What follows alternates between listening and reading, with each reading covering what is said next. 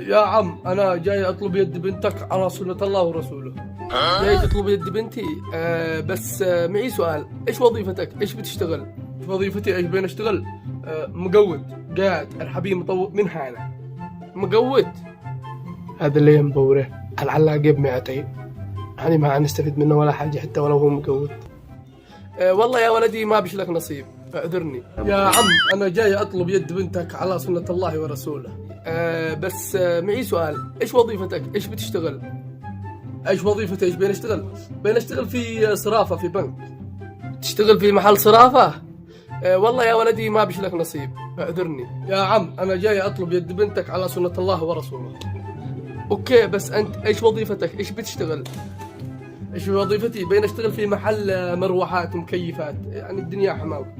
ها؟ تبيع مكيفات ومراوح؟ بسم الله نقرأ الفاتحة.